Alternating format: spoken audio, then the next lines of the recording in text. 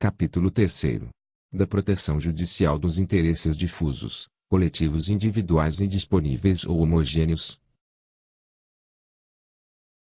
Artigo 78. As manifestações processuais do representante do Ministério Público deverão ser fundamentadas. Artigo 79. Regem-se pelas disposições desta lei as ações de responsabilidade por ofensa aos direitos assegurados ao idoso, referentes à omissão ou ao oferecimento insatisfatório de: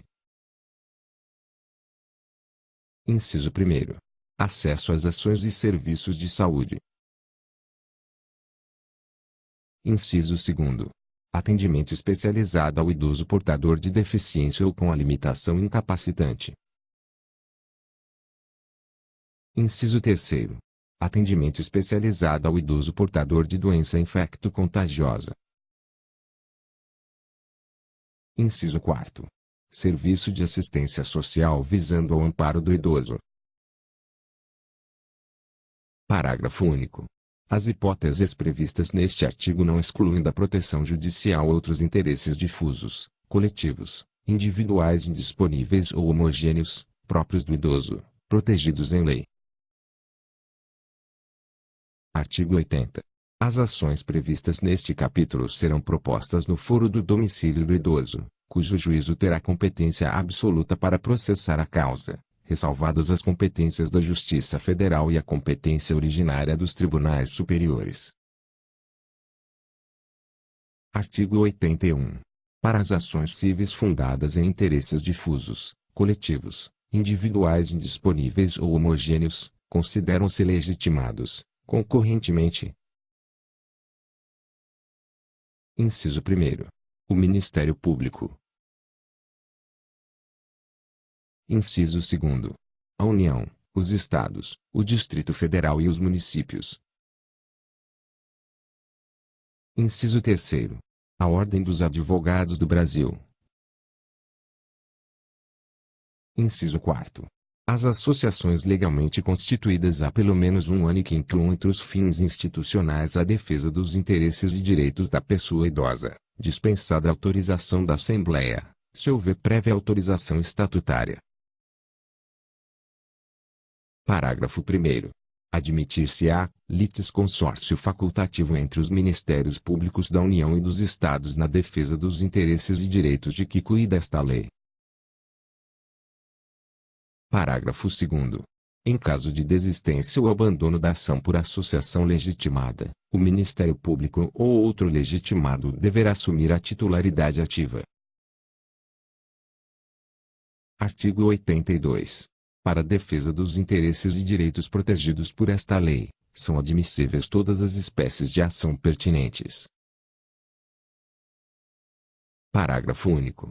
Contra atos ilegais ou abusivos de autoridade pública ou agente de pessoa jurídica no exercício de atribuições de poder público, que lesem direito líquido e certo previsto nesta lei, caberá ação mandamental, que se regerá pelas normas da Lei do Mandado de Segurança.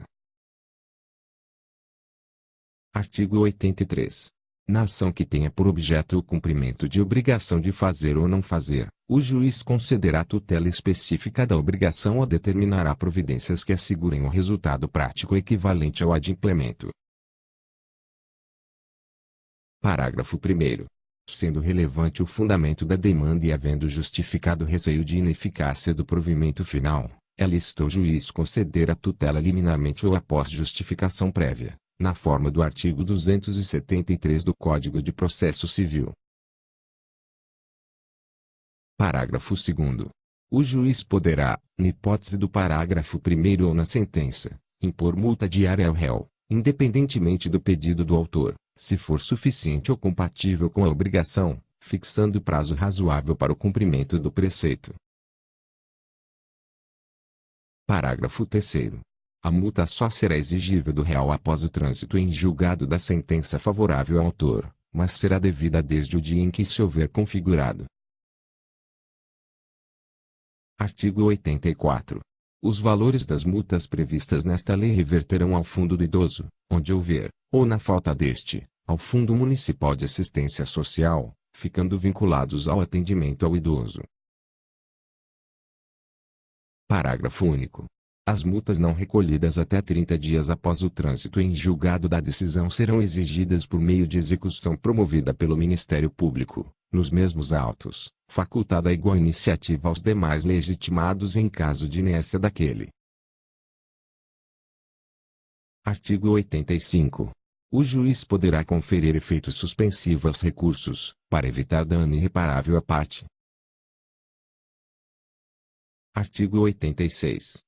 Transitada em julgado a sentença que impuser condenação ao poder público, o juiz determinará a remessa de peças à autoridade competente, para apuração da responsabilidade civil e administrativa do agente a que se atribua ação ou omissão. Artigo 87. Decorridos 60 dias do trânsito em julgado da sentença condenatória favorável ao idoso sem que o autor lhe promova a execução, deverá fazê-lo o Ministério Público, facultada, igual iniciativa aos demais legitimados, como assistentes ou assumindo polo ativo, em caso de inércia desse órgão. Artigo 88. Nas ações de que trata este capítulo, não haverá adiantamento de custas, emolumentos, honorários periciais e quaisquer outras despesas. Parágrafo único. Não se imporá sucumbência ao Ministério Público. Artigo 89. Qualquer pessoa poderá, e o servidor deverá, provocar a iniciativa do Ministério Público, prestando-lhe informações sobre os fatos que constituam objeto de ação civil e indicando-lhe os elementos de convicção. Artigo 90.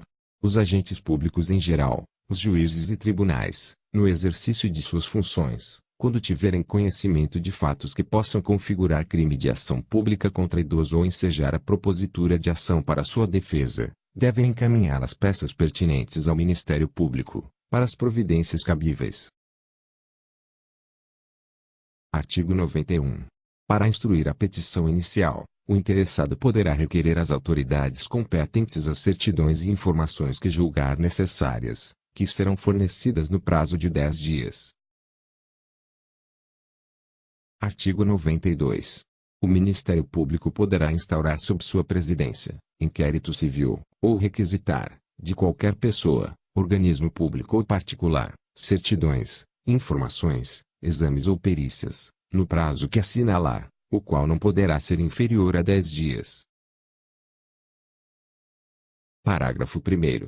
Se o órgão do Ministério Público, esgotadas todas as diligências, se convencer da inexistência de fundamento para a propositura da ação civil de peças informativas, determinará o seu arquivamento, fazendo fundamentadamente. Parágrafo 2º. Os autos do inquérito civil ou as peças de informação arquivados serão remetidos, sob pena de se incorrer em falta grave, no prazo de 3 dias, ao Conselho Superior do Ministério Público ou à Câmara de Coordenação e Revisão do Ministério Público. Parágrafo 3º. Até que seja homologado ou rejeitado o arquivamento, pelo Conselho Superior do Ministério Público ou por Câmara de Coordenação e Revisão do Ministério Público, as associações legitimadas poderão apresentar razões escritas ou documentos, que serão juntados ou anexados às peças de informação. Parágrafo 4º. Deixando o Conselho Superior ou a Câmara de Coordenação e Revisão do Ministério Público de homologar a promoção de arquivamento, será designado outro membro do Ministério Público para o ajuizamento da ação.